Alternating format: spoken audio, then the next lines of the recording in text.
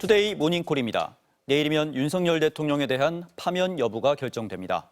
국회 탄핵소추위원단이자 법사위 민주당 간사를 맡고 있는 박범계 의원에게 탄핵 심판 관련 분석과 전망 들어보겠습니다. 안녕하세요. 네, 반갑습니다. 내일 결정되잖아요. 예. 어떻게 전망하십니까? 6대 2에서 8대 0까지 저는 파면의 방침이 정해졌다. 그런 주문이 정해졌다라는 그렇게 판단을 하는데요. 그 이유는 원래 이제 재판이 종결되고서 8대 0 재판관 전원 일치의 파면이라는 그런 공감대가 있었는데 느닷없이 윤석열 대통령이 구속 취소 석방되면서 또 선고 기간이 길어지면서 소위 5대 3이라는 교착 상태 구조, 그런 것이 이제 윤석열 대통령 측하고 국민의힘 측에서 나왔습니다. 그것이 국민의힘 측에서 가장 유리한 구조라고 본 것이 탄핵 찬성 5, 탄핵 반대 혹은 각하 3 이런 구조였는데, 갑작스럽게 그런 얘기가 좀 떠돌면서 갑작스럽게 선고기일이 4월 4일로 잡혔다는 것은 그러한 5대 3 있지도 않은 그 교착 소위 논란을 급제동시키는 헌재의 판단이 있었던 것이고, 따라서 그것은 5대 3이 4대 4가 되는 것이 아니라 6대 2 혹은 7대 1 혹은 8대 0의 파면 구조로 지금 가고 있다, 이렇게 보는 겁니다. 조금 전 말씀하셨던 그 대드락 상태, 그 얘기가 좀 나왔었잖아요. 예, 그렇습니다. 믿을 만한 얘기인가요? 결과적으로 믿을 수가 없는 사실상 바램을 반영한 그런 구조 분석이라고 보는데, 뭐 5대 3이라는 것은 선고할 수가 없는 구조입니다. 그러니까 그만큼 5대 3이라는 그러한 느닷없는 분석 구조가 나오기 전에는 사실상 헌법재판관들 8분이 선고를 좀 늦출 뿐이지 8대 0의 전원일치의 탄핵 심판을 할 거다라는 데는 별로 이견이 없다가 5대 3이라는 구조를 나옴으로써 사실 민주당과 야당 혹은 윤석열 대통령의 파면을 바라는 국민들의 염원에 약간의 찬물을 끼얹은 거거든요. 그리고 분열 구조가 좀 심화된 면이 있고, 그 5대 3 구조는 그걸로 선고가 불가능한 것이고, 그것이 이제 선고가 불가능함에 따라 문영배 이미선 재판관이 4월 18일 날 퇴임하게 되면 한덕수 국무총리가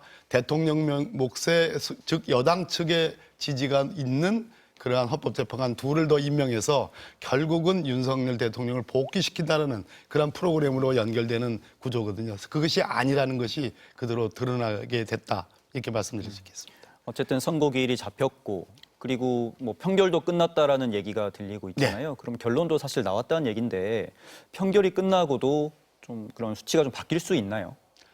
원래 이제 판결이라 하면 패를 다 던지고 주문이 확정되고, 지금 판결을 했다라는 게 다수설, 유력설, 거의 거기에 대해서는 이견이 없는 것 같습니다. 그 얘기는 주문이 나왔다. 즉, 피청구인 대통령 윤석열을 파면한다라는 주문이 저는 나왔다라는 강력한 암시라고 보여지고, 다만 그 이후로도 우리 MBC가 여러 차례 보도를 했습니다만, 선고 기일을 4월 1일 날 4월 4일 선고로 잡았는데 4월 1일도 그렇고 2일도 그렇고 오늘 3일도 그렇고 또는 일부 보도에 의하면 내일 선고하는 당일에도 11시 선고기 때문에 오전 중에 평의가 있을 가능성이 있다라는 보도들이 있습니다. 이 얘기는 무슨 얘기냐면 그냥 작구의 조정이라든지 선고문을 정리한다든지 그런 차원과 별개로 이 사건 자체가 전대미문의 사건이기 때문에 어쩌면은 혹시나 6대 2의 파면의 구조를 7대 1, 8대 0으로 전원일치로 가는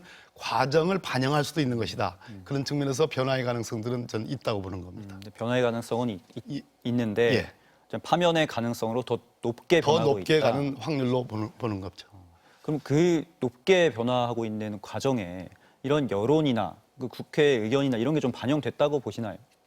이 선고기일 4월 4일자로 갑작스런, 저희 사실상은 뭐 저나 민주당의 주요 인사들이 예측하기는 4월 4일 이번 주 선고는 예측이 된 거였습니다. 그러나 아까 제가 말씀드렸듯이 국민의힘이나 윤석열 측에서 오히려 선고가 안 됨으로써 4월 18일을 넘기는, 그래서 윤석열 대통령이 복귀하는 그러한 이제 허망한 꿈을 꾸고 있었는데, 제가 볼 때에는 어찌됐든 탄핵 선고가 되지 않을까 그렇게 생각을 하고 특별한 변수들은 좀 없는 거 아닌가 그렇게 생각을 하고 있습니다. 네, 선고 기일이 많은 예상과 달리 늦어지고 있잖아요. 네. 사건을 숙성시킨다 이렇게도 표현을 했던 예, 것 같은데 맞습니다. 헌재가 이런 정무적인 고려나 정치적인 고려를 했다고 보십니까?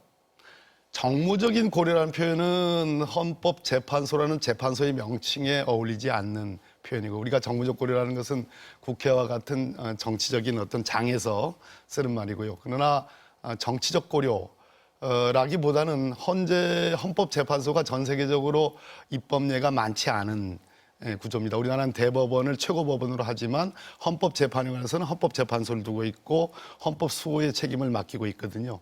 그런 이원적인 구조를 갖고 있는데 헌법재판소가 따라서 정치적 재판소, 정치적 사법기관이라는 학자들의 표현이 있습니다. 그 얘기는 무슨 얘기냐면 그냥 형법이나 형사소송법에 정해진 룰을 그대로 따르는 것이 아니라 국민의 여론 동향, 최종적으로는 헌법수호 책임, 그것은 국민의 분열을 더 크게 만드는 것이 아니라 국민의 분열을 안고서 더 통합시키고 최종적으로 국민을 하나로 만드는 그러한 책임 기관이기 때문에 어떤 정치적인 변화 또는 여론의 어떤 변화들 또는 국회의 동향들 이런 것들은 반영할 수 있다고 봅니다. 그런 법리적인 것만 따지는 게 아니라 그렇습니다. 그런 여러 가지를 고려하는 게 맞다고. 예, 그렇습니다.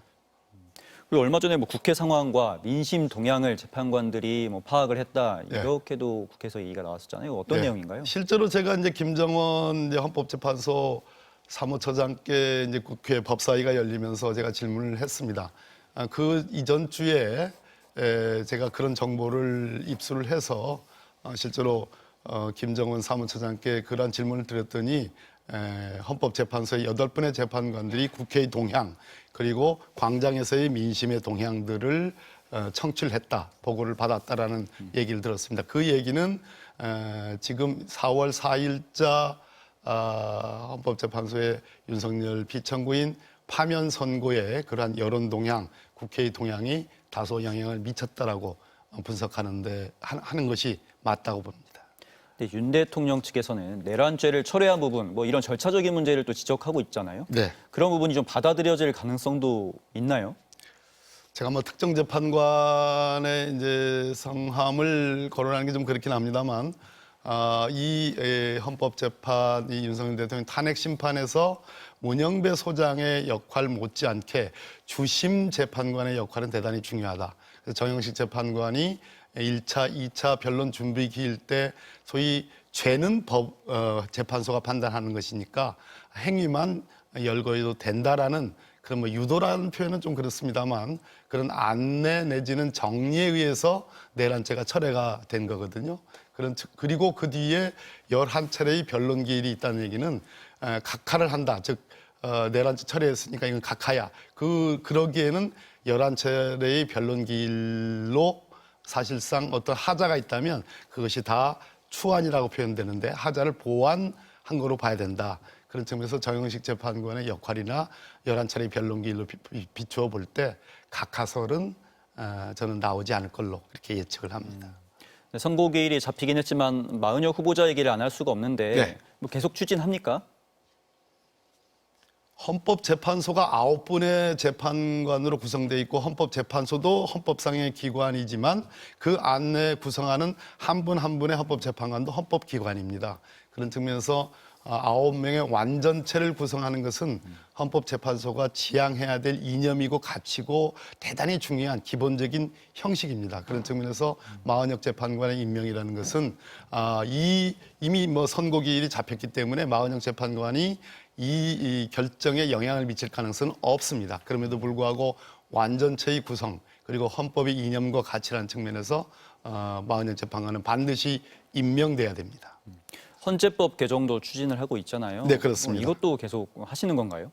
헌재법 개정의 골자가 한 3가지 정도 되는데요. 그중에 이번 헌법재판소가 판단했듯이 인정했듯이 국회목의 헌법재판관 후보에 대해서 대통령의 임명권이라는 것은 형식적인 임명권에 불과하다. 마찬가지로 국회와 같은 헌법기관인 사법부, 대법원장 몫의 헌법재판관도 역시 마찬가지다.